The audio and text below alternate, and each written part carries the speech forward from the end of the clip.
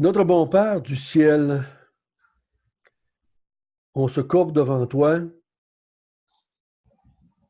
parce que tu es notre Créateur, notre Dieu. Et nous savons que nous avons besoin de ton intervention pour bien comprendre ce que tu veux nous dire dans les Écritures.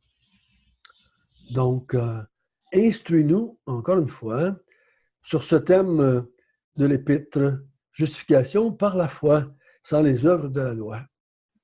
Donc, conduis-nous et notre désir, c'est mieux comprendre pour mieux te comprendre et mieux te glorifier. Au nom de Jésus, Amen. Amen.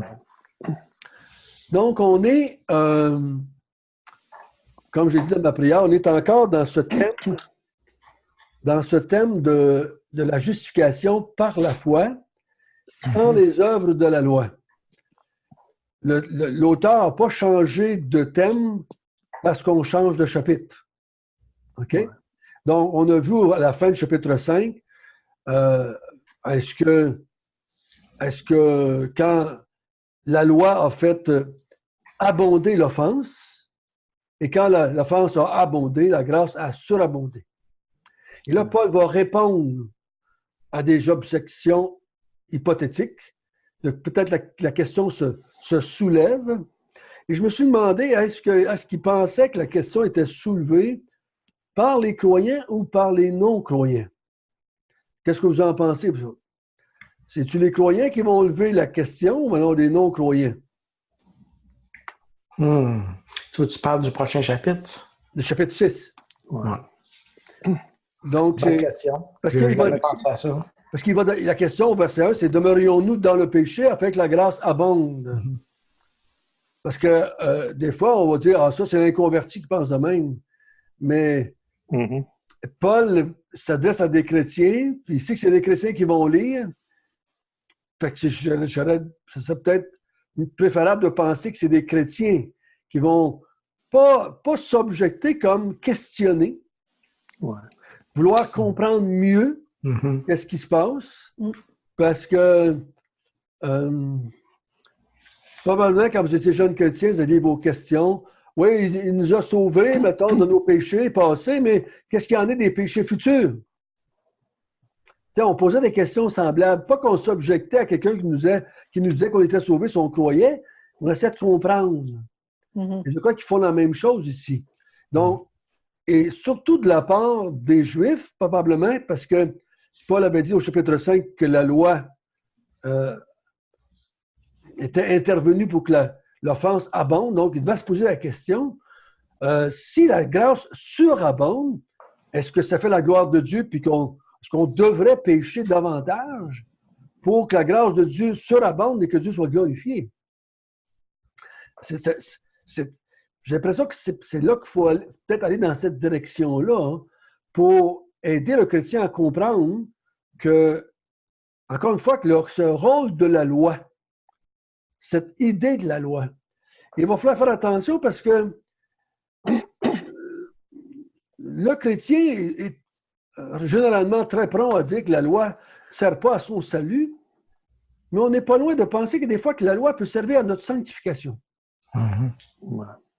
Et on va voir cette semaine ou la semaine prochaine ou dans 2 semaines, est-ce qu'il y a un danger d'en appeler à la loi pour se sanctifier?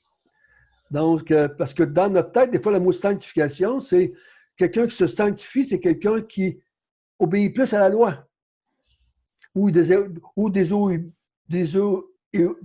moins à la loi. Un des deux. Donc, il faut faire attention quand j'en appelle à la loi, il y a des dangers. Si j'appelle à la loi pour me justifier, la loi peut aussi me condamner. OK? Ouais. Donc, si j'appelle la loi pour me sanctifier, est-ce que la loi va pouvoir aussi me désanctifier si je ne le fais pas? Si je la vois comme un instrument pour me sanctifier, est-ce qu'elle peut devenir maintenant un instrument pour que je perde cette sanctification-là ou qu'elle m'enlève ma sanctification? Ça va être des choses qu'on va se poser comme question parce que euh, des fois, puis là, il y a des mouvements qui prônent que la loi est la norme de la vie chrétienne. Quand ils parlent de la loi, là, ils parlent plus de la loi morale, les 10 commandements. Mais quand j'en appelle aux 10 commandements, il faut faire attention, parce qu'il y a un danger, là. Il y a un danger quand on fait ça. On va voir là, quel danger, peut-être qu'on va en parler ensemble, pour bien comprendre que est-ce que j'en ai fini avec la loi? Oui ou non? Et est-ce qu'il serait mieux de dire, mettons, en tant que chrétien, je vais aimer mon Dieu, aimer mon prochain, au lieu d'en appeler à la loi. OK? Donc, puis je ne vois pas, est-ce que je vais en appeler à aimer mon Dieu, mon prochain pour me sanctifier? Là, ça, tout d'un coup, on dit, ben non. Là, il me semble, on répond non, là, tout de suite. Mais la loi, tout d'un coup, quand on dit la loi ne sert pas à me sanctifier, on hésite un peu plus à penser ça. Mais on va essayer de le voir et de comprendre que est-ce que c'est terminé pour moi, la loi, en tant que chrétien, d'une façon complète?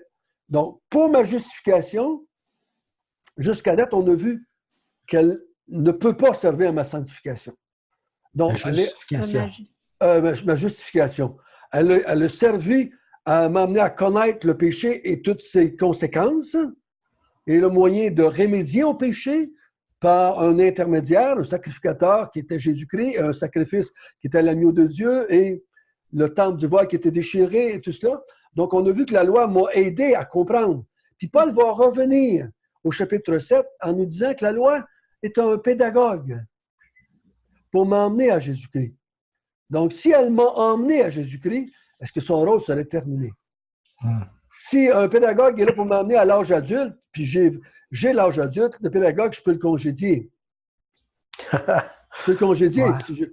Dans un sens, c'est une réalité, là. Comme la loi nous dit, nous autres, les êtres humains, quand tu es rendu un adulte, tes parents ne peuvent plus. On n'a pas le droit civilement d'intervenir et t'empêcher de faire des choses qui sont légales. Donc, parce que leur charge, c'est de m'emmener à l'âge adulte, à l'âge où je peux prendre des responsabilités moi-même. Donc, il faut faire attention avec cette loi, puis on va essayer de comprendre, s'il est possible, le rôle des 10 commandements dans notre vie chrétienne. Parce que souvent, on les côtoie. Il peut y avoir un peu de danger là-dedans. Malgré que quelqu'un pourrait bien répondre, François, aimer Dieu, aimer son prochain, c'est le résumé de la loi. Mais il faut faire attention comment je veux les utiliser, ces 2 commandements-là. Quel rôle ils ont dans ma vie, ces 2 commandements-là. Okay, c'est ça qui est, comment on peut dire ça, pernicieux? Oui, ça peut devenir... C'est dangereux un petit peu. Donc, il faut faire attention quel rôle je vais y donner. Parce que si j'y donne un pouvoir, elle a un pouvoir sur moi. OK? Donc, vous vous souvenez qu'on a vu dans les chapitres passés, le péché a régné par la mort. Et la grâce a régné par la justice. Elle règne par la justice. Donc, là, on va voir que la loi, je ne suis plus assujetti à cette loi-là. Donc, elle ne peut plus me donner la mort. Si elle ne peut plus me donner la mort, elle n'a plus de pouvoir sur moi. Donc, c'est des choses qu'on va voir ensemble. Puis Paul la deuxième question qu'il va soulever dans ce chapitre 6, c'est, vu qu'on n'est plus sous la loi, est-ce qu'on pécherait? Ça n'a plus d'importance, c'est plus la loi. Bah, on peut faire ce qu'on veut. Là, il va encore répondre à l'objection ou à la question. Parce que c'est vrai que s'il n'y a pas de loi, il y a un danger d'anarchie. Hein? S'il n'y a pas de loi, il y a un danger d'anarchie. Donc, mais Dieu a remédié à cela autrement qu'en nous donnant encore des lois après être chrétien pour empêcher l'anarchie. Okay? Donc, j'ai vécu une expérience qui m'a resté marquée. Ça fait presque 50 ans de ça. Il faut être vieux pour dire 50 ans. Donc, il y a 50 ans, j'étais à Montréal, puis la police avait déclaré la grève. Et moi, j'étais de passage à Montréal. Je m'en allais à Vancouver. En attendant le train qui m'emmènerait à Vancouver, on est sorti marcher sur la rue. En attendant, on avait une coupelle d'heure. Et Et là, on a commencé à entendre toutes sortes de cris, de bris de vitrines, d'accidents, de toutes sortes de choses qui se passaient. Puis, fait qu'on, curieux comme je suis, on a suivi le bruit. Puis on s'est rendu quelques rues plus loin. Et là, il y avait une foule. Et c'était l'anarchie, c'était le chaos. Plus de police, plus de loi, c'est l'anarchie. Donc, on cassait les vitrines, on rentrait dans les magasins, on les vidait, on appelait ça les automobiles. C'était vraiment le free-for-all. Là, ils ont été obligés d'appeler l'armée parce que c'était le chaos dans la ville. Donc, c'est que malgré qu'il n'y a plus de loi, hein, il y a autre chose qui va nous diriger, qui va nous empêcher à aller vers l'anarchie, on pourrait dire, en tant que chrétien. OK? Donc, c'est des termes qu'on va essayer de comprendre ensemble. Là, on va faire ce soir verset 1 jusqu'à 14. On va essayer de faire ça ensemble. Fait qu'on va lire à partir du verset 1 jusqu'à 14. Isabelle, Daniel, Patrick. Que dirons-nous donc?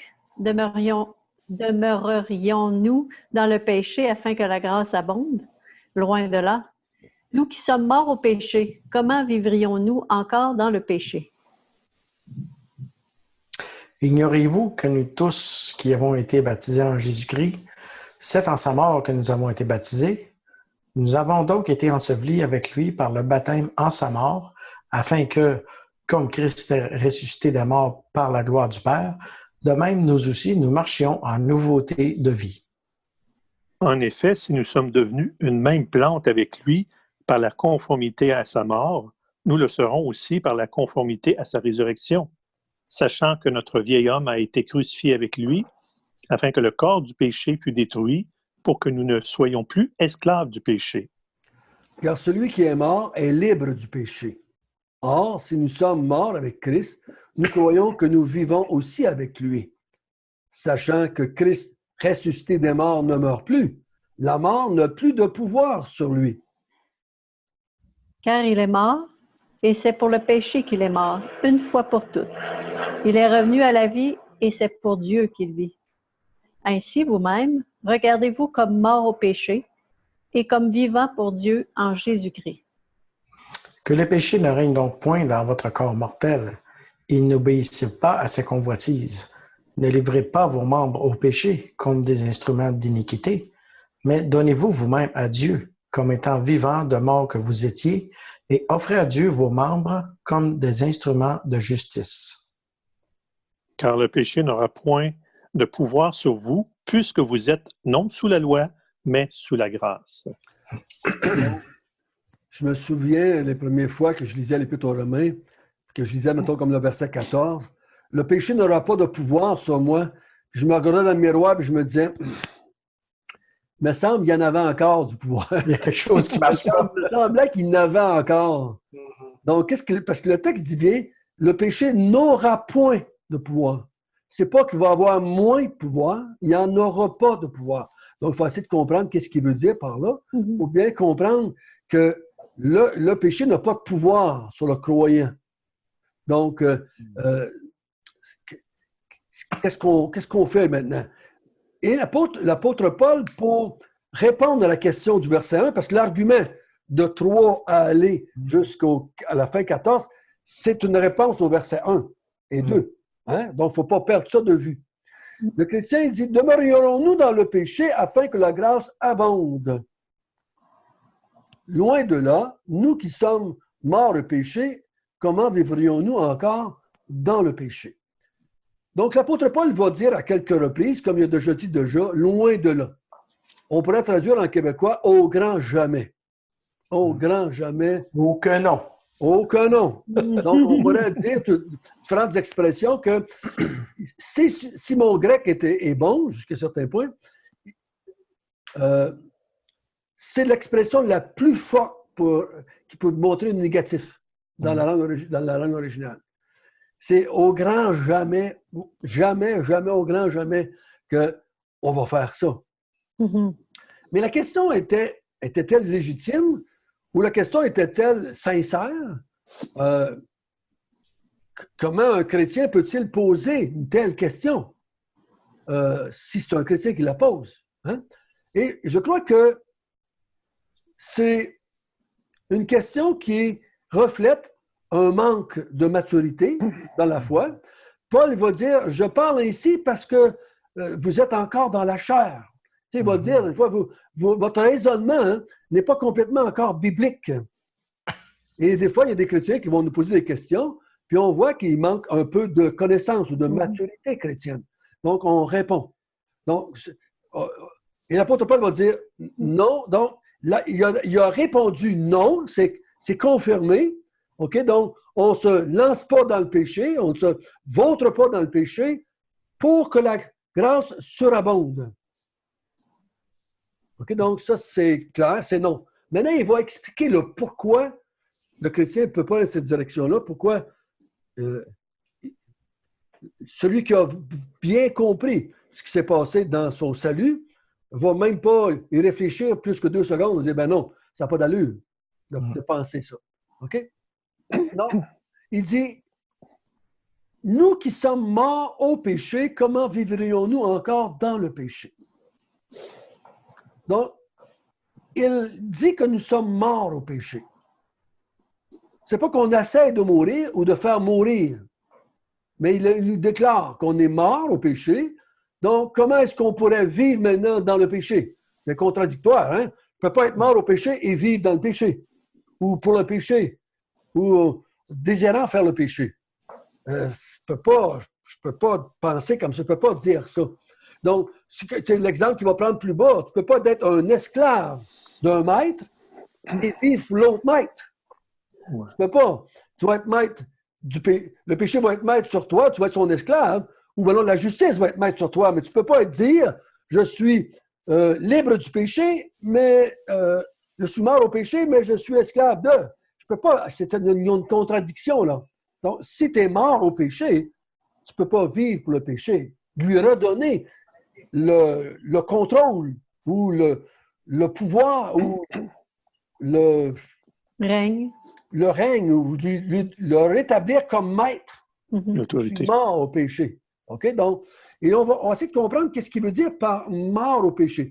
L'exemple de Jésus va nous aider à comprendre où il va aller chercher notre union avec le Christ. On ne parle pas beaucoup de cela chez les croyants, malheureusement. C'est une grande vérité qui est très édifiante, très stimulante, très réconfortante de penser qu'on est unis à Christ. Amen. Ça, on n'en parle pas tout à fait assez, je dirais, entre nous, de dire, hey. Puis nous, on est tenté de faire Éphésiens, comme je vous l'ai dit à plusieurs reprises déjà, et nous, on voit le en Christ, en Christ, en Christ. Puis on dit, il ne faut pas oublier, là, on rentre dans le chapitre 4, qui est celui qu'on appelle les exhortations, mais j'ai dit, on rentre en Christ. On n'oublie pas qu'on est en Christ pendant qu'on va lire le chapitre 4, 5, 6. Sans ça, on va retomber sur des règles religieuses. Il faut arriver là avec la certitude qu'on est en Christ. Donc, nous, on va lire le chapitre 6, 7, 8,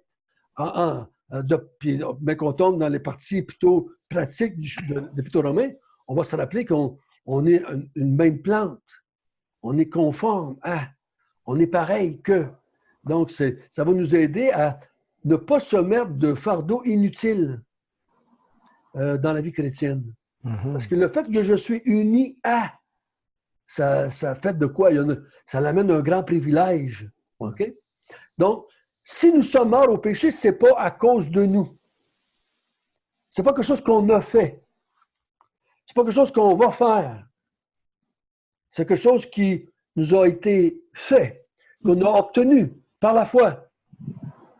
Là, il va au verset 3, il dit, « Ignorez-vous » Et vous, là, c'est ça que j'ai parlé que c'est peut-être les chrétiens ont un manque de connaissance. « Ignorez-vous » Vous n'avez pas bien compris? Moi, je me suis fait baptiser quand j'étais jeune chrétien. On m'a dit, c'est pour donner un témoignage que tu es sauvé par la foi.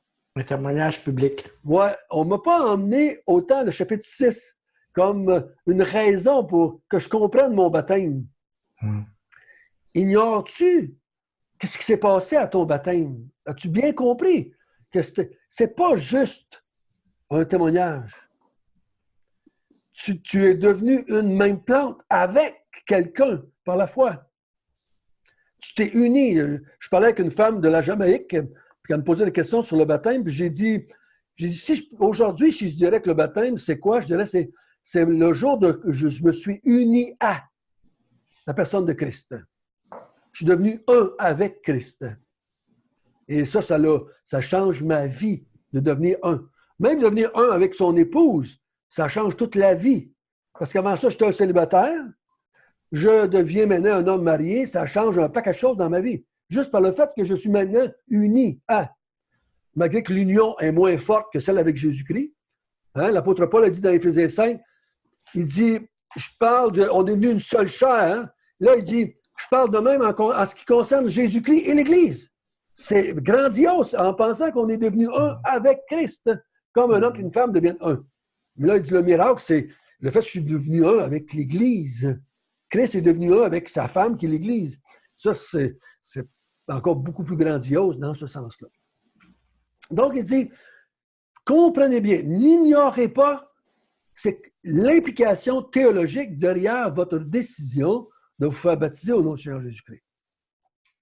OK, n'ignorez pas. Je vous l'ai déjà dit, je le répète, beaucoup de questions chez les croyants ou de questionnements ou d'inquiétudes ou de fardeaux viennent d'un manque de compréhension. C'est pas, ce que j'ai remarqué avec les chrétiens, c'est pas, ils sont mal intentionnés. Ils sont bien plus souvent ignorants. Mm-hmm. Ils ne comprennent pas bien. Donc, ils n'ont pas besoin d'être martochés. Ils ont besoin d'être instruits. Martelés. Martelés. J'ai dit martochés? Martelés. Ah, c'est plus fort, martoché. Il va continuer avec martoché. Ça doit venir de ton bout, ça, cette expression-là. Oui, ça vient de cultivateur. Ouais, c'est la première fois que je l'entends, martoché. Un marteau, martoché. C'est plus fort que marteau. Tu viens d'inventer ça. Qui ça, moi? Non, c'est une expression qu'on utilise, martoché. OK, les cultivateurs. Okay. On disait ça, oui. OK, on va continuer en français. Marteler, pour faire cela. Donc, il dit, nous tous qui avons été baptisés en Jésus-Christ. Donc, ici, nos gros qui disent que c'est le baptême de l'Esprit, je ne crois pas que c'est ça que l'apôtre Paul parle, personnellement. Je crois qu'il parle de notre baptême d'eau, qui est une image d'une réalité spirituelle, bien entendu, mais il y a un baptême d'eau, parce que l'exemple d'être enseveli puis de sortir, c'est mieux. L'image est plus belle avec le baptême dans l'eau que le baptême spirituel comme tel. Donc, nous tous qui avons été baptisés en Jésus-Christ, donc le mot « en » revient là, comme dans Éphésiens. On sait « en » veut dire, le mot en latin, c'est le mot « in ». Intérieur, le mot « in », là, intérieur. C'est à l'intérieur de, le mot « in » veut dire « dans ». Ça veut dire à l'intérieur de la maison, mettons. Extérieur, intérieur. Extérieur, on sait que c'est à l'extérieur de la maison. Le mot « in » veut dire que c'est à l'intérieur de la maison. Le « in », là, dans le latin ou dans l'original, nous apporte à voir qu'on est dans quelque chose de plus gros que nous. OK? Donc, on est dans le Christ. On est en Christ. Si je suis en quelque chose, c'est quelque chose de plus grand que moi, puis moi, je suis à l'intérieur de cela. OK? Je suis en Christ. Donc, il dit, c'est en sa mort que nous avons été baptisés. Donc, nous sommes unis dans sa mort. Les chrétiens, on le voit comme Christ, il est mort, il a pris nos péchés. Donc, il a porté nos péchés à la croix. Et à cause de cela, Dieu l'a puni. Et moi, je n'ai pas besoin d'être puni. Mais il dit, ça va plus loin que ça. C'est que en mourant, tu es mort au péché. Tu es mort à quelque chose. Il n'y a pas juste été mort pour des péchés, tu es mort au péché. Donc, il dit, tu as été baptisé. Nous avons, et au verset 4, il dit, nous avons donc été ensevelis avec lui par le baptême en sa mort. Donc, on était ensevelis. On est entré sous l'eau, comme on dit des fois. On était ensevelis. Donc, on était mort. Jésus a subi la mort. Là, il dit la raison. Afin que, comme Christ a ressuscité des morts par la gloire du Père, de même, nous aussi, nous marchions en nouveauté de vie. Donc, on n'est pas... le baptême ne nous a pas seulement permis de mourir avec Christ, mais de ressusciter avec Christ et venir à la vie. C'est pour ça que vous me comprenez. Je ne sais pas si j'avais déjà... moi, j'enseigne que le baptême sauve. Je fais attention quand je le dis, là, surtout quand je suis chez Baptiste, je fais attention quand je dis que le baptême sauve. Je crois que malheureusement, sans le vouloir, je dirais faire le mal, on a réagi au baptême des catholiques, on a distancé le baptême de la profession de foi. Ouais. On lui a enlevé un peu son sens. Donc, je me souviens quand j'ai dit à ma mère que je me faisais baptiser, ça faisait 2 ans que j'étais chrétien, parce que dans nos églises, il y avait toutes sortes de règles pour être baptisé. Et ma mère a dit, elle a dit, pourquoi tu fais baptiser? Je veux monter, je suis chrétien. Elle dit, on le sait, ça fait 2 ans que tu nous rabotes par la tête, que tu es un croyant et que tu nous évangélises. Ça faisait plus de sens. Ça fait 2 ans que tu nous martoches. Tu nous martoches. Pourquoi le baptême ferait ça? Donc, le baptême, il avait perdu un peu son sens. C'est un peu comme des hommes et des femmes qui vivent ensemble pendant 20 ans, et du coup, ils se marient. On a enlevé un peu le sens du mariage. Parce que là, le lendemain matin, quand ils se réveillent, ce monde-là, il n'y a rien changé. Là. Ils sont dans le même lit que l'avant, ils sont dans la même maison, les mêmes enfants. C'est pas comme si quelqu'un qui quitte son père et sa mère, ça va chercher sa femme, et pour la première fois, ils vont vivre dans la même maison, dans la première fois, ils couchent dans la même chambre. Et là, c'est toute une vie qui commence nouvelle. Donc, le mariage, quand je dis, le jour de mon mariage, j'ai un paquet de souvenirs qui arrivent dans ma tête. Mais si ça fait 20 ans que je suis avec la femme, que je vis avec, ben ça enlève un paquet de sens, là. Okay? Parce que là, on a distancé le mariage, la cérémonie qui pourrait montrer le mariage, on l'a distancé de la réalité. Et donc, le baptême ici, il dit, quand vous êtes mort avec Christ, vous êtes mort au péché et toutes ses conséquences, et vous êtes ressuscité pour commencer une nouveauté de vie. Oui, Daniel? Fait que je ne sais pas si je comprends bien, là. C'est comme on n'avait pas le choix de mourir pour pouvoir avoir une nouvelle vie. Tu n'as pas le choix. Tu n'as pas le choix. Tu n'as pas le choix. Là, tu meurs. Nous, on est mort en Christ. Oui, c'est ça. Lui est mort réellement. Nous, on est mort par la foi en lui. Ça ne rend pas ça moins réel à cause que c'est par la foi, là. OK? Mais je ne suis pas mort physiquement, c'est ce que je veux dire. Oui. OK? Donc, lui, il est vraiment mort physiquement, il a été enterré, il a été séparé du Père, il a vécu la mort pour pouvoir commencer une nouvelle vie. Ça nous fait un peu étrange de dire ça de la part de Jésus, à Jésus, hein? Mais il l'a vécu. Cette semaine, j'écoutais quelqu'un sur le web qui parlait que Jésus était vraiment un homme, mais elle a omis de parler qu'il était Dieu, donc ça faisait plus de sens. Parce que là, elle voulait qu'on imite Jésus dans notre vie chrétienne, parce qu'on était des hommes pareils comme lui, puis on avait le Saint-Esprit pareil comme lui. Mais j'ai dit, tu oublies une chose, Jésus n'avait pas la nature pécheresse. C'est une autre dimension, là. Lui, il n'était pas par naissance un pécheur. Un pécheur par naissance avec le Saint-Esprit, ça ne ferait pas la même affaire que Jésus avec le Saint-Esprit. Il faut faire la distance un petit peu entre les deux. Donc, Jésus dit qu'il a commencé une nouvelle vie pour la gloire du Père. Pour que nous, on commence aussi une nouvelle vie. Donc, il répond à sa question du verset 2. Comment vivrions-nous encore dans le péché quand on est mort au péché puis qu'on est redevenu vivant puis qu'on vit pour la gloire de Dieu? C'est marqué par la gloire de Dieu. On va ressusciter des morts par la gloire, par la puissance de Dieu, mais on va voir que Christ va vivre pour Dieu après. Okay? Donc, c'est dans ce sens-là qu'il dit, tu ne peux pas vivre encore comme un mort quand tu es vivant. Donc, ce serait ridicule de dire, est-ce qu'on pécherait ou que la grâce surabonde? Oui, on veut que la grâce surabonde, on veut que la grâce de Dieu soit manifeste, lui amène de la gloire, mais on ne va pas utiliser le péché pour le faire. Nous, on va proclamer l'Évangile pour que la grâce surabonde, et que la gloire lui revienne. On ne va pas utiliser le péché pour le faire. Parce que même si ça serait ça le moyen, que la grâce de Dieu surabonde, on serait très incapable de le faire parce qu'on est maintenant des gens qui vivent. On a maintenant la vie. Donc, c'est comme c'est impossible pour un mort de faire certaines choses, mais c'est impossible aussi pour un vivant de faire certaines choses. OK? Donc, moi, étant vivant spirituellement, étant devenu une même plante avec le Christ, il y a des choses que je ne peux pas faire maintenant. Comme le mort ne pouvait pas faire. Lui, parce qu'il était mort.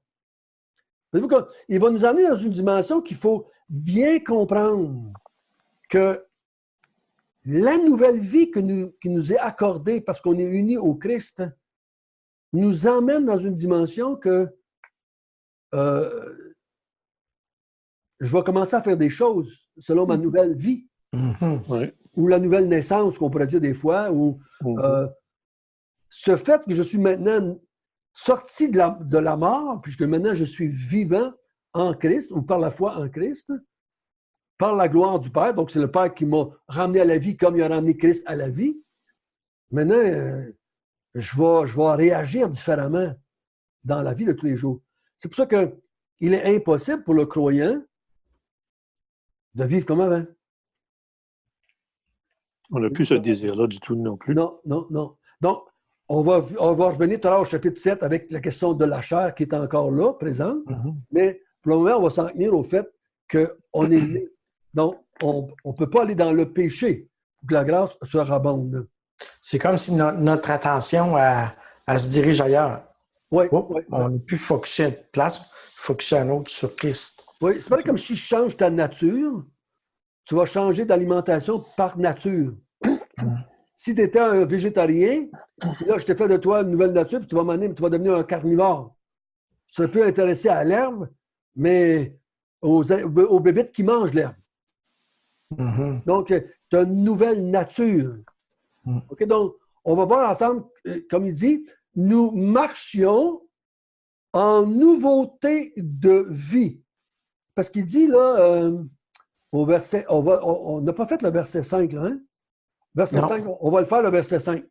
En effet, nous sommes devenus une même plante avec lui par la conformité à sa mort. Donc, on a eu une conformité. Donc, on est devenu comme lui dans la mort, on est conforme à sa mort.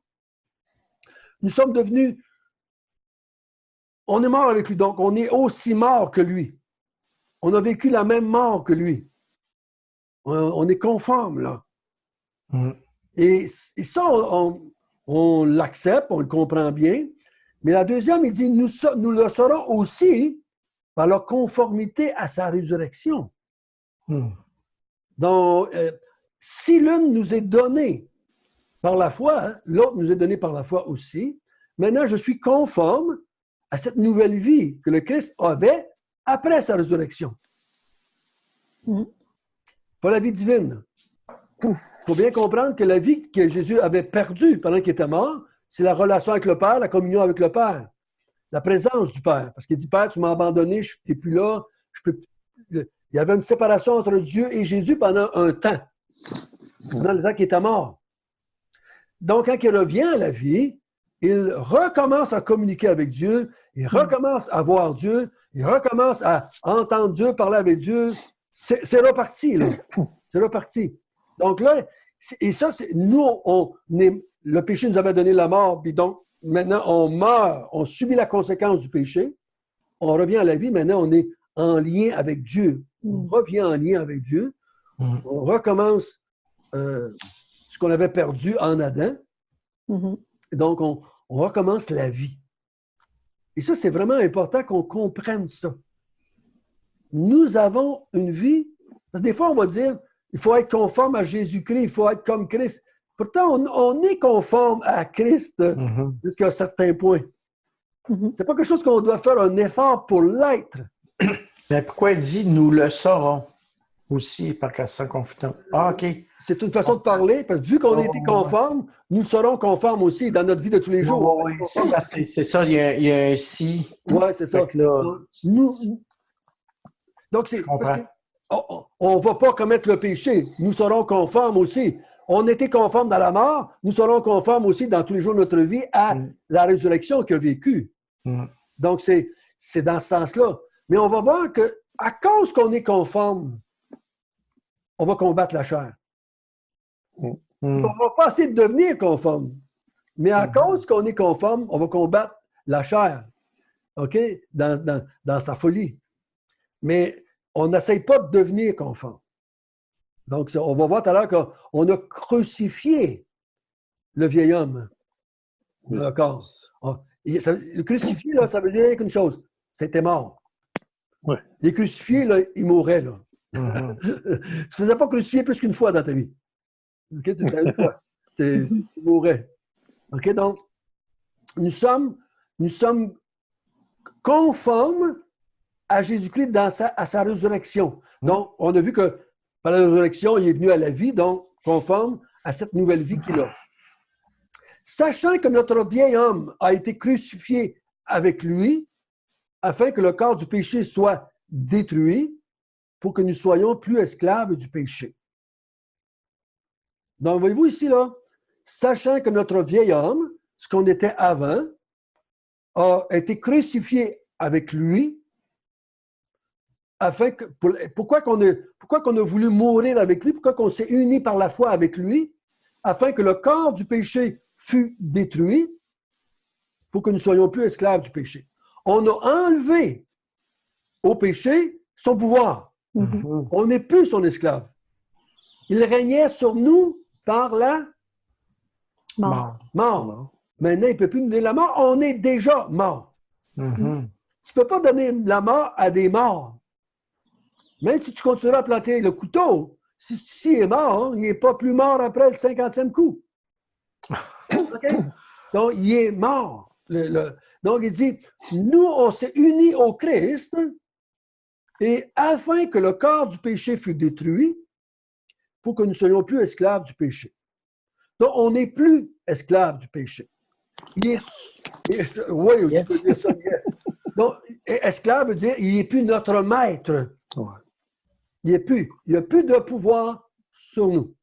Il ne règne plus sur nous. Donc, on est encore en train, n'oublions pas, on est encore en train de répondre à notre question du verset 1. Donc, on est en train de dire, on ne va certainement pas pécher pour que la grâce abonde. Nous ne sommes plus esclaves du péché. On est mort au péché. Donc, on ne voulait plus être esclave du péché. On s'est unis au Christ dans sa mort, puis maintenant, on n'est plus son esclave. Donc, on ne va pas se lancer dans le péché pour que la grâce surabonde. OK. La clé, c'est le verset 1. Oui, il faut toujours garder ça là. Parce que en fonction que c'est la réponse par rapport à la question. C'est toujours ça. OK? Il n'est pas en train de vouloir me donner des règles de conduite pour ma vie chrétienne, mais de comprendre que je ne suis pas en train de vouloir faire le péché pour que la grâce de Dieu surabonde. Et c'est ça qui est important de comprendre. Il m'explique pourquoi je ne peux pas penser comme ça. Pourquoi je ne devrais pas aller dans cette direction-là. Le chrétien, on va le voir, ça en est toujours, le chrétien a changé sa perception du péché, de la vie qu'il y avait avant.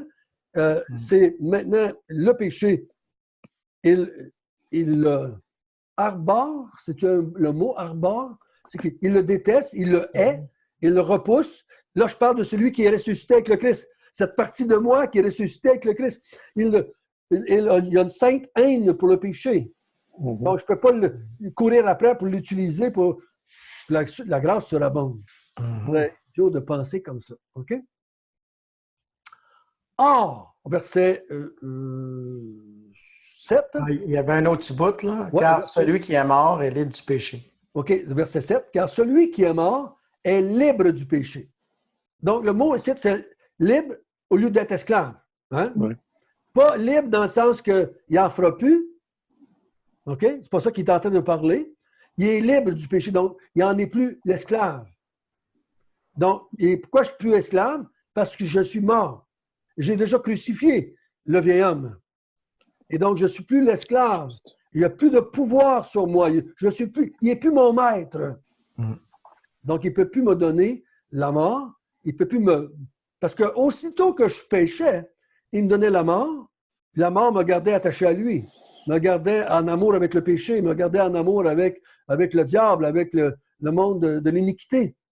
Parce que la mort, c'est ça, me gardait séparé de Dieu. Donc, je disais, je ne le ferai pas, je ne le ferai pas, je ne pécherai pas. Aussitôt que je péchais, j'étais dos dans la mort. Comme on avait parlé un peu, cette confession qu'on faisait, je confessais mes péchés, je sortais du confessionnal, je faisais un péché, j'étais encore mort. Et la loi faisait ça. La loi, je réussissais à l'observer une fois, la deuxième fois, je ne réussissais pas. Donc, j'étais encore mort.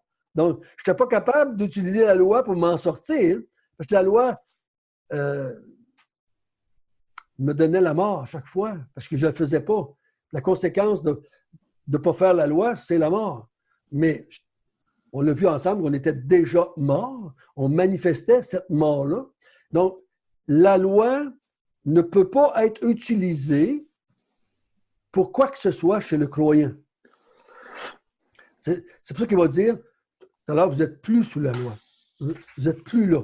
Tout à l'heure, au chapitre 7, il va nous donner l'exemple de la mort. Il dit, une femme que son mari est mort n'est plus là.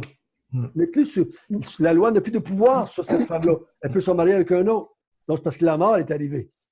Donc, c'est la même chose pour nous autres, d'une façon globale, en Jésus-Christ. Verset 8. Or, si nous sommes morts avec Christ, nous croyons que nous vivrons aussi avec lui.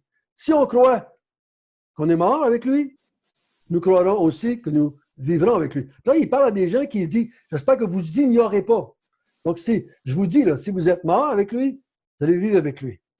Donc, même s'il dit nous vivrons, c'est la même chose que tout à l'heure, il disait là, le seront en sa conformité. C'est qu'il parle comme des gens qui dit si vous croyez que vous êtes mort avec le Christ, vous vivrez aussi avec le Christ.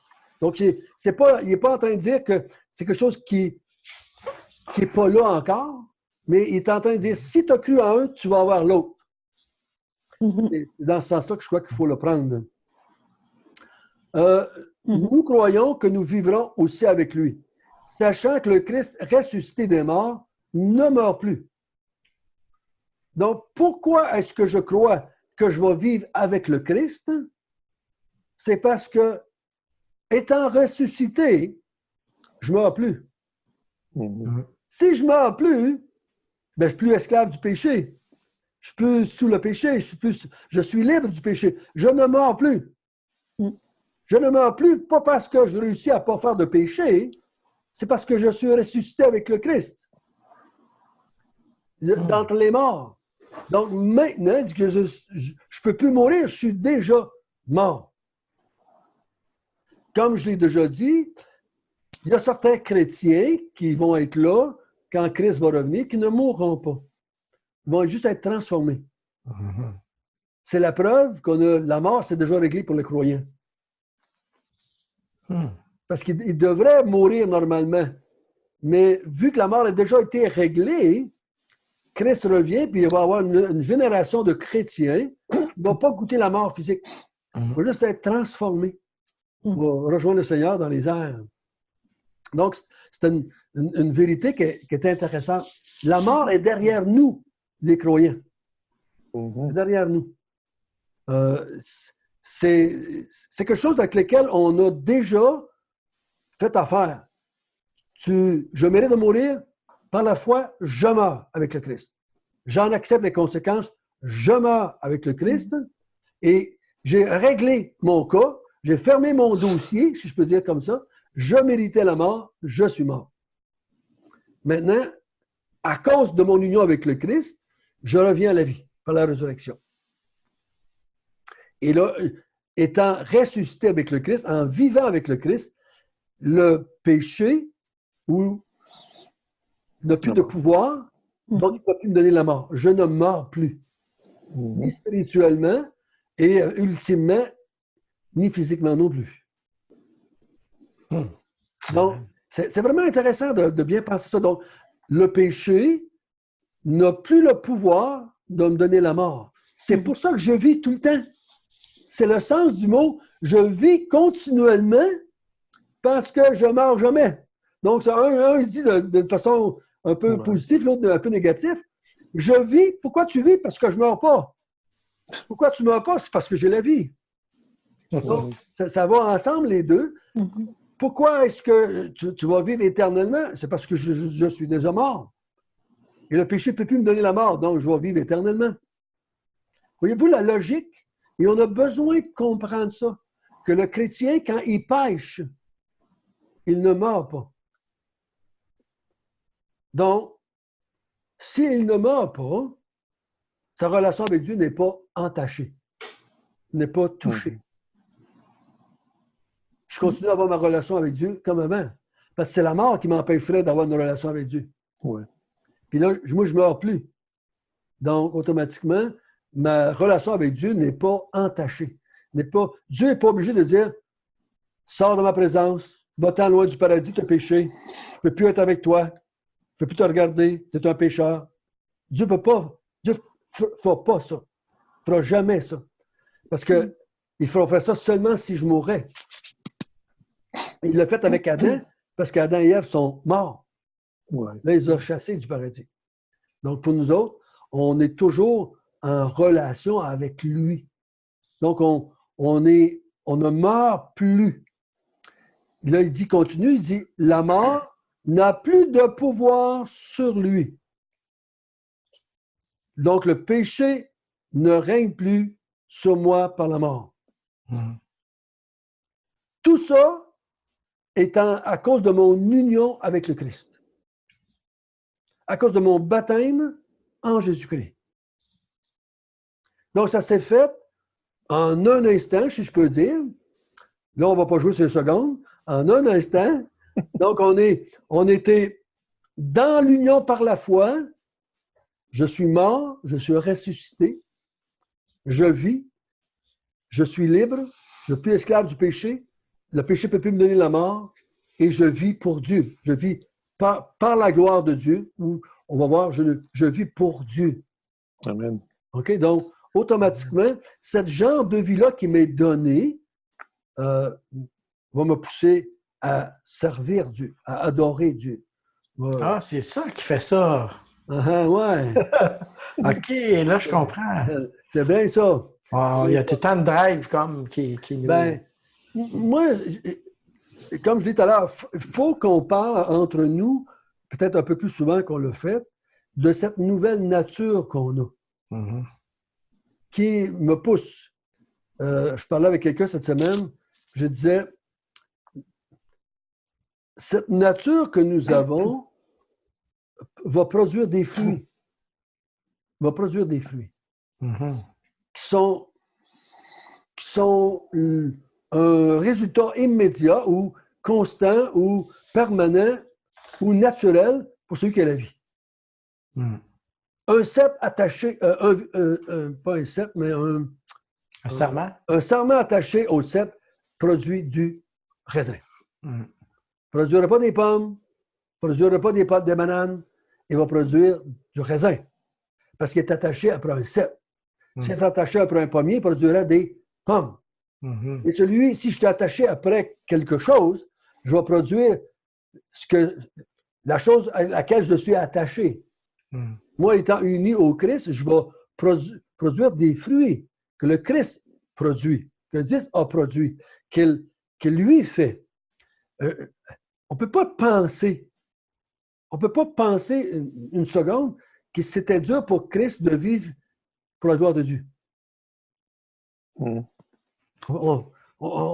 C'est facile pour nous autres de penser, de dire, bien sûr, Christ, il vivait constamment pour la gloire de Dieu, puis il ne disait pas, c'est pas facile de vivre pour la gloire de Dieu, tu sais.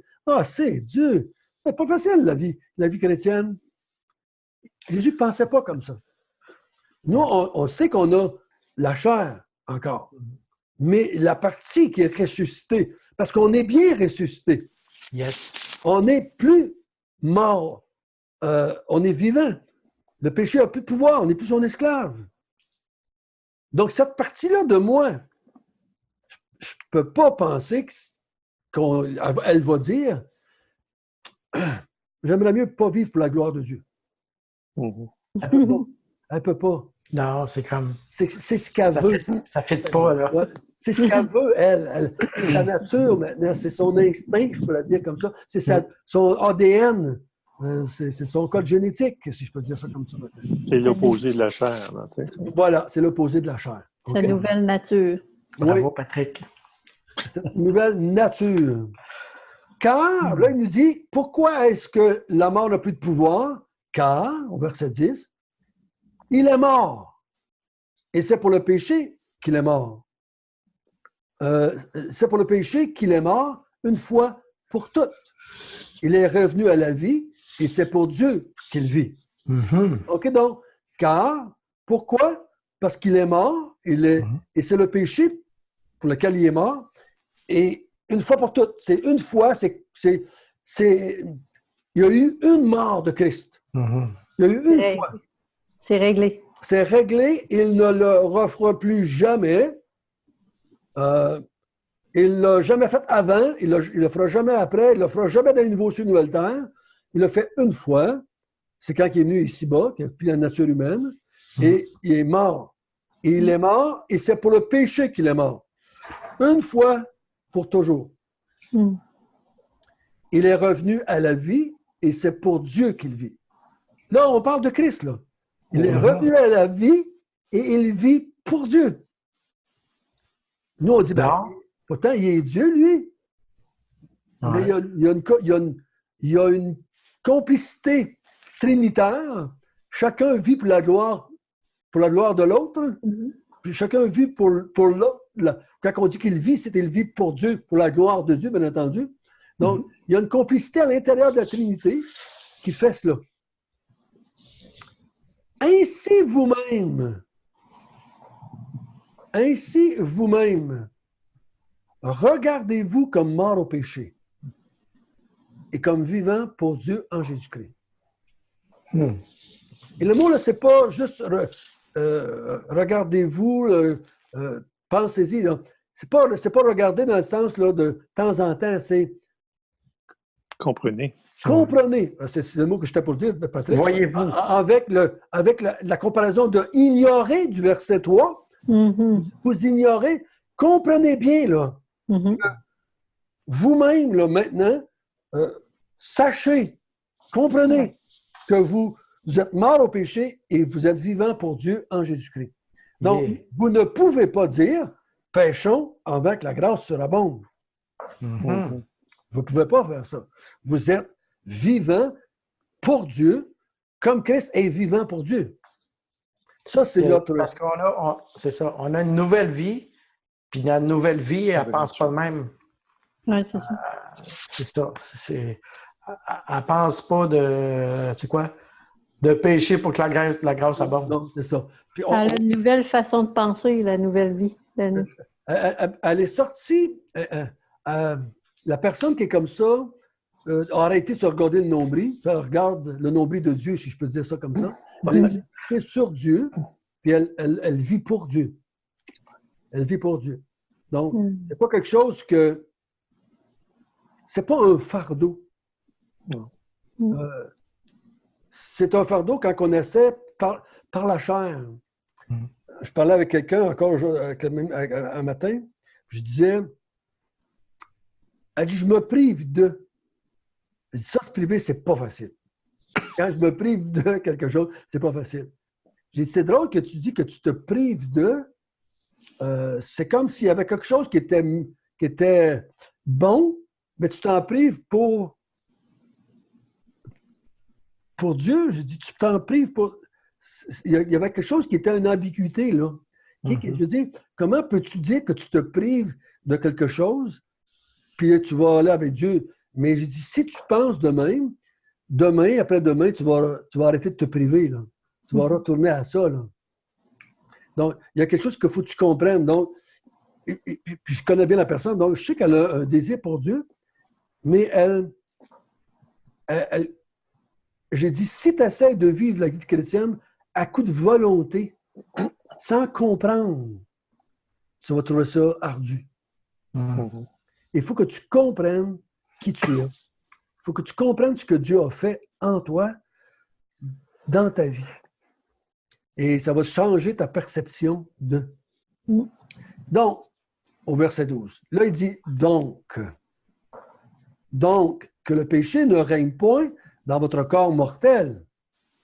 Si vous êtes mort au péché, si vous êtes plus esclave du péché, si vous êtes plus sous pouvoir du péché, que le péché ne règne donc point dans votre corps mortel. Donc, donnez-lui pas du pouvoir hein, si vous n'êtes plus sous son pouvoir. Le corps mortel, ici, vous le voyez comment? Parce que là, il dit que le péché ne règne pas dans votre corps mortel. Tout à l'heure, on avait vu au verset le vieil homme a été crucifié, donc il était mort. Puis là, il revient avec un autre terme, le corps mortel. Et n'obéissez pas à ses convoitises. C'est toujours en fonction de la question en haut. Oui. Donc, la question. Donc, si je veux vivre dans le péché pour que la grâce surabonde, je vais obéir à quelque chose d'autre que la partie qui est vivante. Mm-hmm. À quoi je vais obéir si je veux aller dans cette direction-là? Je vais obéir à ce que lui appelle ici le corps mortel, ce qu'on appellerait des fois la chair. Mm-hmm. Donc, vous n'obéissez pas à ces convoitises, parce que là, il y a une autre partie de moi qui va, si je voudrais vivre dans le péché pour la grâce surabonde, il faudrait que j'aille vers quelque chose d'autre que le moi qui est ressuscité. Parce que lui, il ne veut pas aller dans cette direction-là. Mm-hmm. Donc, il dit, ne laissez pas votre corps mortel prendre le dessus. Contrôlez-le par le côté qui est conforme à Jésus-Christ. C'est pour ça qu'il va dire au verset 13, ne livrez pas vos membres au péché comme à des instruments d'iniquité, mais donnez-vous vous-même à Dieu. Donc, utilisez la vie que vous avez, non pas pour faire des péchés, pour que la grâce surabonde, mais utilisez la vie que vous avez maintenant pour servir Dieu. Vous savez, à la gloire de Dieu. OK? Il y a un combat. Il y a un combat qui est là entre deux entités. Mm-hmm. OK? Deux entités qui est là. Moi, je dirais bien ça. Ouais. C'est pas que...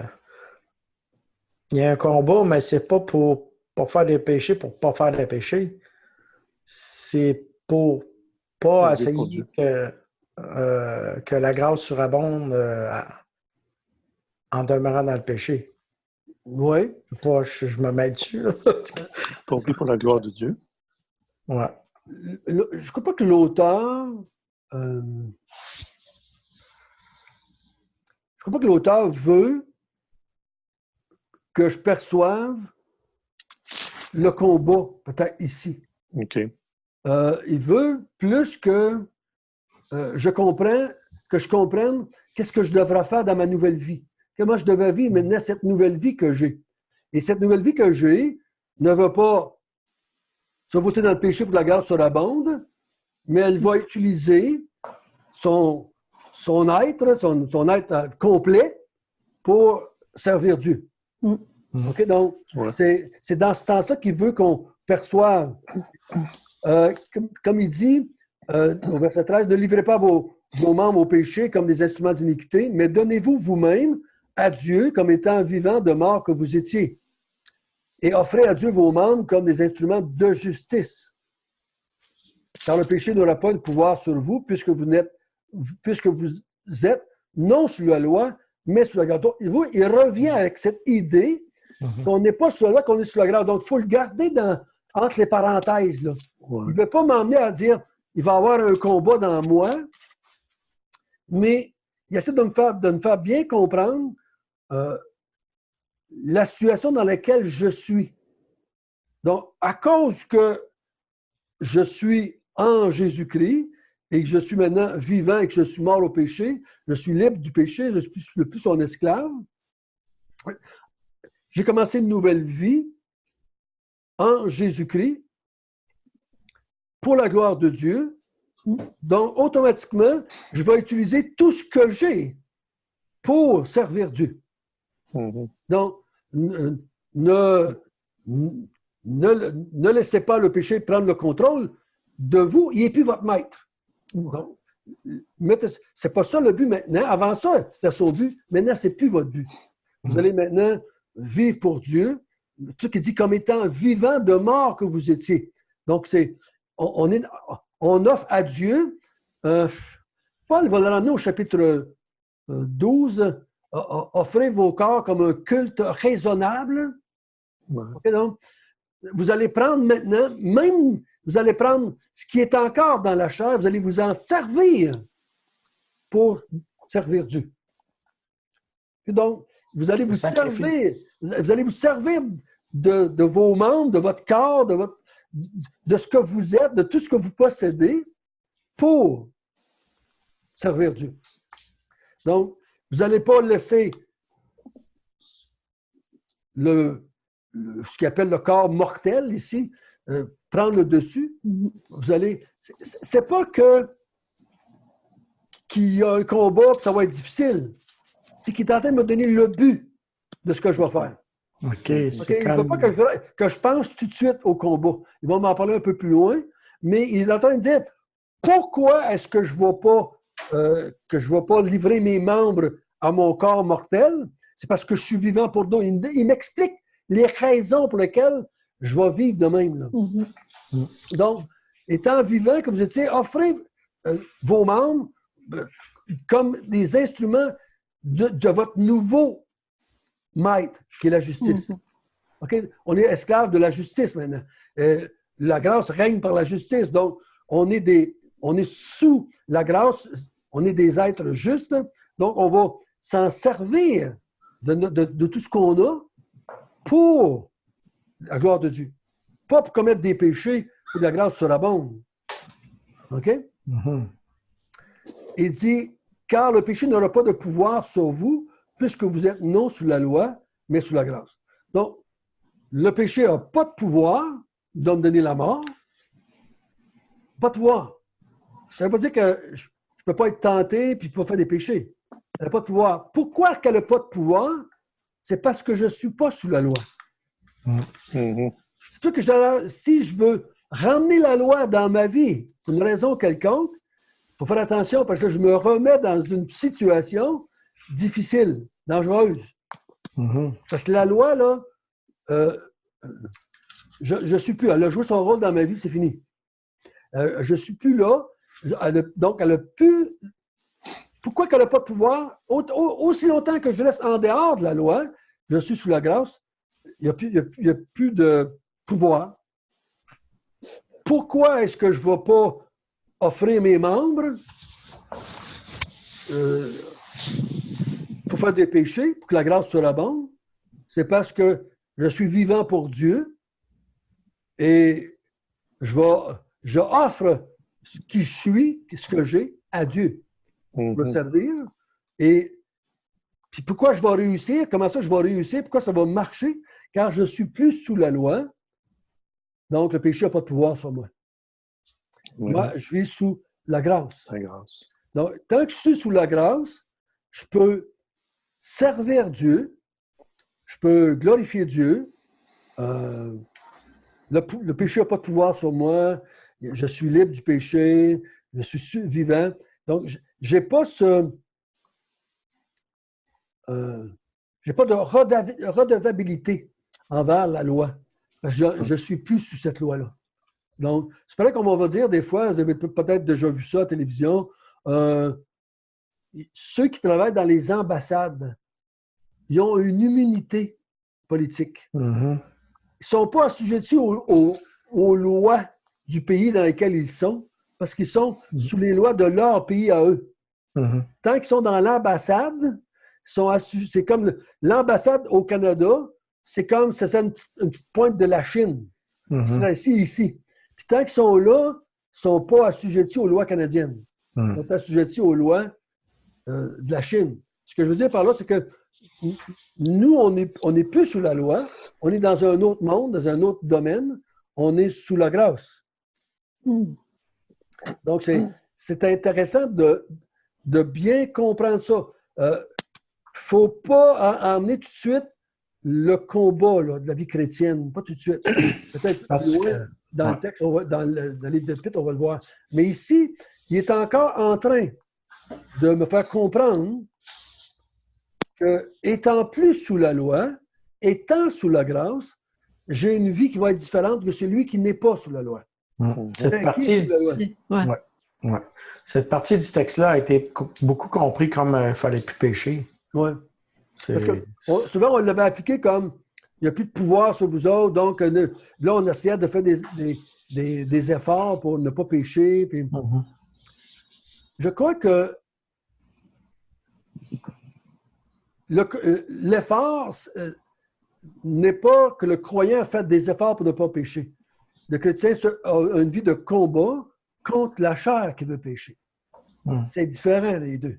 C'est pas celui qui est uni au Christ, qui est une même plante avec Christ, qui fait des efforts pour ne pas pécher. Mais il veut combattre contre la partie qui est en lui, qui est la chair, qui veut pécher. Il faut les garder, les deux, un peu séparés, là. Okay? Peux-tu recommencer ça, ce petit bout-là? La partie qui est en moi, qui est unie au Christ, qui est une même plante avec le Christ, elle ne fait pas d'effort pour ne pas pécher. Parce que c'est sa nature de ne pas pécher. Mais elle va faire des efforts pour ne pas pour combattre contre la chair qui veut pécher. Donc, il faut comprendre ça parce que des fois, le chrétien a l'impression que cette partie de lui qui a été régénérée fait encore des péchés. Elle pêche encore. Puis c'est pour ça que des fois, il va penser ça parce qu'il va dire, ben là, j'ai perdu ma relation avec Dieu, je ne suis plus en règle avec Dieu. Donc, il va penser que... Puis là, il va penser qu'il peut améliorer cette partie-là. Mais je ne peux pas améliorer l'union que j'ai avec Christ. Est-ce que vous savez? Je ne peux pas améliorer l'union que j'ai avec le Christ. Elle est parfaite. Elle est parfaite, cette union-là.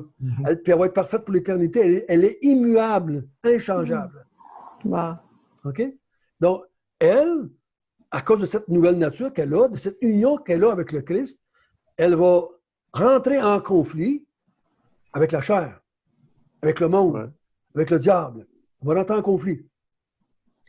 Et donc, il y a un combat entre les deux. Mais ici, c'est qu'il est en train de dire pourquoi est-ce que tu ne vas pas commettre des péchés? Puis de dire, oh ben, on va faire des péchés. Pas grave. La grâce va surabonder, Dieu va être glorifié. Non. Non, il dit, tu ne peux pas. Tu es en union avec le Christ. Tu n'es plus l'esclave du péché, tu es libre du péché, tu n'es plus mort. Le péché ne peut plus te donner la mort. Donc, tu ne peux pas aller dans cette direction-là. Tu ne peux pas penser ça. OK? Car ici, le pouvoir, c'est pas... Le péché n'a pas le pouvoir de me tenter, ou le diable n'a pas le pouvoir de me tenter ma chair, ou ce que ma chair n'a plus le désir de pécher la chair. On va le voir tout à l'heure au chapitre 7, quand Paul va parler des choses. Il y a quelque chose en moi qui veut pécher encore. Mais il y a quelque chose en moi qui ne veut pas pécher. Je ne réussis pas toujours. Mais il y a quelque chose en moi qui est là. Parce que si je ne les garde pas assez séparés, il y aurait le danger que les deux tombent sur le même côté à un moment donné. Et là, comment je fais pour sortir de là?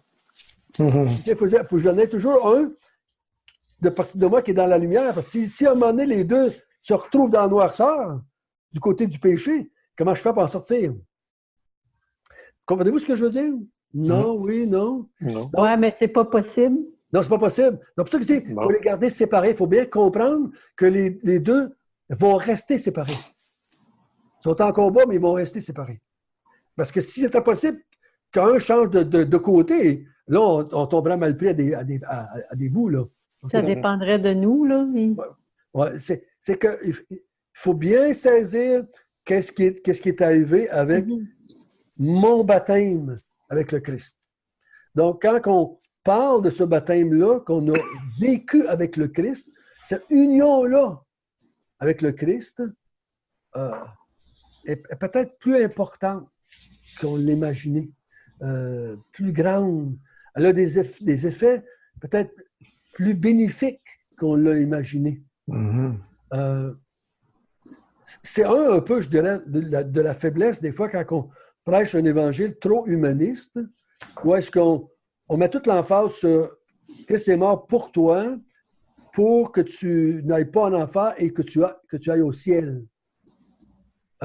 Ça devient dur de comprendre que j'ai eu une nouvelle vie. Je ne le saisis pas assez. Et là, ce que je fais, c'est que j'essaie de faire moins de péché, j'essaie de combattre par la volonté, puis par la prière, puis par des... C'est dans une union que j'ai faite avec le Christ qui a tout changé. Tout ça a changé par la foi. Cette nouvelle vie a commencé en moi et elle se réjouit, elle se plaît, elle aime cette situation-là. On a fait le choix avec la connaissance qu'on avait, là. Mhm. Oui. Donc, je pouvais pas faire une connaissance. Je me souviens quand j'étais plus jeune chrétien, ça faisait peut-être un an et demi, j'étais sauvé. J'avais été voir mon frère qui m'avait parlé du Seigneur. J'ai dit, tu m'as pas tout dit, toi, là. Tu m'as pas tout dit. quand tu m'as parlé de l'Évangile. Il y a des bouts que tu m'as pas dit. Hey, François, il dit, ça faisait juste 6 mois que j'étais sauvé, là, que j'étais chrétien. Je ne peux pas tout savoir, moi non plus, là. Donc, et il m'a dit ce qu'il savait. Donc, et moi, je voyais en lisant que il manquait des bouts, là. Il manquait des bouts à ce qu'il m'avait dit. Donc, j'étais un peu comme troublé. Puis j'ai mis en doute mon salut, j'ai même mis en doute la véracité de l'Évangile. Parce que je disais, c'est pas ça qu'il m'a dit, c'est pas ça qu'il a annoncé, c'est pas ça que je vois. Et tout tranquillement, j'ai compris que, ce qu'il m'avait dit était vrai. Je pouvais trouver des versets bibliques qui disaient ça, mais il en manquait. Puis comme j'ai dit souvent aux gens avec lesquels je travaille, c'est quoi le minimum que je dois savoir pour être sauvé? C'est quoi le minimum? Y a-t-il un minimum à quelque part? Ben oui, il y a un minimum. On n'a pas le choix, il y a un minimum. C'est pas parce que je crois en Dieu que je suis sauvé. Il y en a qui croient à l'existence de Dieu et qui ne sont pas sauvés. Ils ne sont jamais sauvés. Il y en a qui croient que Jésus-Christ est le Fils de Dieu, puis qu'il est la Trinité, puis ils croient à plein de choses. Mais ils ne sont pas sauvés pour ça. Donc, c'est quoi le minimum que je dois comprendre pour que cette union avec le Christ ait eu lieu? C'était minime ce qu'on savait, ce qu'on avait entendu. On a dit oui, là. Mon ami, grâce soit rendue à Dieu qui est parti avec ce petit minime-là, puis il s'en allait, il nous a fait continuer à avancer. Mais on a dit oui à 5 pas vers le ciel, là, tu sais, là. Puis on savait à peu près rien d'autre, là. Et c'est vraiment important.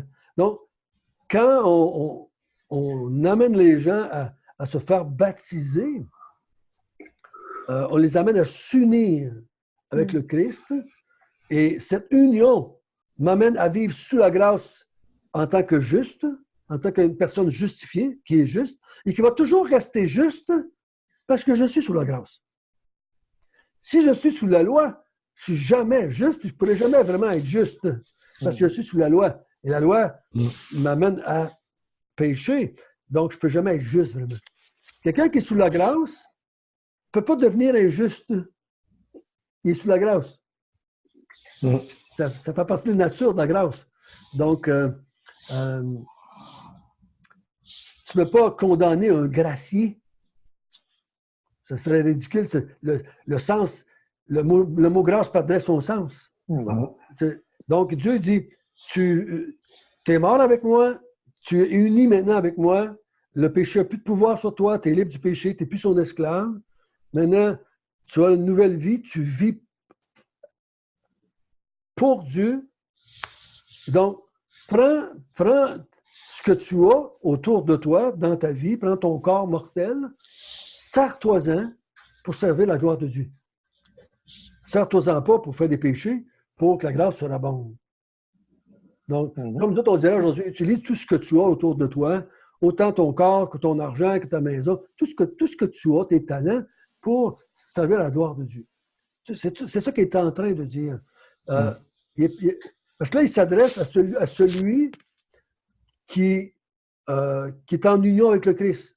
Donc, il dit à celui qui est en union avec le Christ, sers-toi de ton corps mortel pour faire ça et non pas pour faire d'autres choses. Donc, il n'est pas en train de lui dire, tu vas avoir un combat, mais l'utilité que tu vas en faire maintenant. OK? Dans 2 semaines, on va voir, il va dire au verset 15, quoi donc? Pécherions-nous parce que nous sommes non sous la loi, mais sous la grâce? Là, la grande question, est-ce que maintenant que nous ne sommes pas sous la loi, il me semble que ça va bien dans la tête d'un juif qui s'est converti. Et même, je dirais même d'un religieux, d'une personne religieuse qui pratique une religion. Maintenant, s'il n'y a plus de conséquences,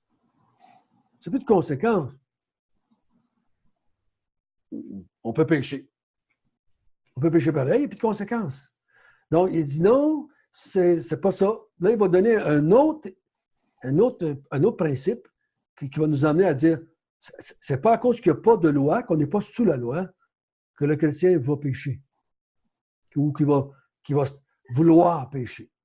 Et souvent, je dis aux gens qui prônent la loi comme moyen, comme norme de vie chrétienne, je leur dis, est-ce que vous remarquez que les gens qui n'ont pas la loi comme norme dans leur vie chrétienne, est-ce que vous remarquez qu'ils sont plus pécheurs que vous?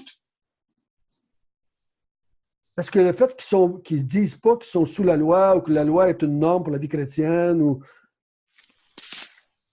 quand vous les regardez vivre, avez-vous l'impression qu'ils font plus de péchés parce qu'ils ne sont pas sous la loi? Ben non. Donc, ça veut dire qu'il y a d'autres choses qui contrôlent leur vie que la loi. Comme je l'ai déjà dit, la loi mettait une pression extérieure vers l'intérieur. Mais Dieu a fait de quoi? Il a fait de quoi à l'intérieur? Il m'a donné la vie et ça va mettre une pression vers l'extérieur. Ça veut dire que, vu que tu as la vie maintenant, utilise ton corps mortel, utilise ce que tu as à l'extérieur de toi pour la gloire de Dieu, pour faire pour la gloire de Dieu. Donc, laisse pas l'extérieur maintenant vouloir mettre de la pression vers l'intérieur. Hein. Tu as une vie nouvelle, sers-toi-en pour la gloire de Dieu à la place. Hein. OK? Oui. OK. Donc, on va demander à Isabelle, ça veut nous conduire dans la prière. OK.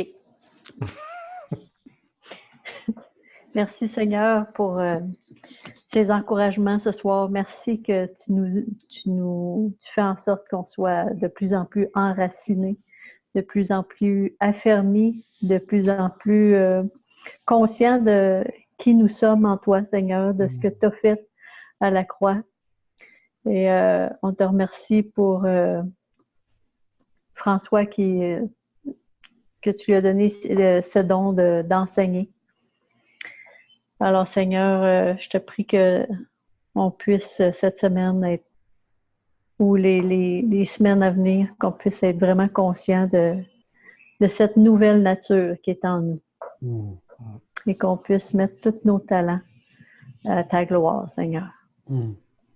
Amen.